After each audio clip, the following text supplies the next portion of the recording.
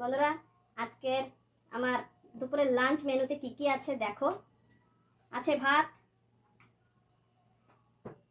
আছে বরবটি ভাজা, এটা হচ্ছে কাঁঠালের বীজ বাটা।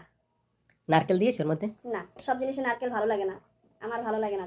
তোমরা সব জিনিসে নারকেল খাও তো, তার জন্য ভালো লাগে। আমরা আবার খাই না, সেজন্য ভালো লাগে না। ওটা স্বাদই চলে যাবে, নারকেল দিলে তো ওটার স্বাদ, নারকেলের স্বাদ চলে আসবে। তুমি হলে গিয়ে নাগপুরের রুক্ষ জায়গার লোক, আর আমি হলাম এদিকে দেখা। সমুদ্রের পাড়ের লোক, এই জন্য আমরা নারকেল খাই। হ্যাঁ, ও তো সব জায়গায়।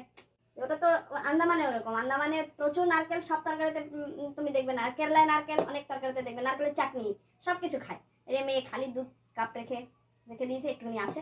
যাই হোক, তো নারকেল দিলে নারকেলের টেস্টটা চলে আসবে, এই জন্য আমার ভালো লাগে না। বীজের টেস্ট পেতে গেলে শুধু বীজ দিয়ে বাটা করে দিতে। তো আমার এটা শুধু বীজ নয়, এটার মধ্যে কাঁচা লঙ্কা আছে, কালো জিরে আছে, রসুন আছে, আর বীজ সেদ্ধ করা। তারপরে আমি ওটাকে বেটে নিয়েছি। সর্ষের তেল দিইনি, যেহেতু আমি সর্ষের তেল রসুন টসুন যখন ভেজেছি তখনই দিয়েছি, যেটা কাঁচা সর্ষের তেল দিইনি। আর দিলে হয়তো ভালো লাগবে, কিন্তু যেহেতু যত কম সর্ষের তেল খাওয়া যায়, তত তেল খাওয়া যায়, তার জন্য আমি তেলটা কমই দিই।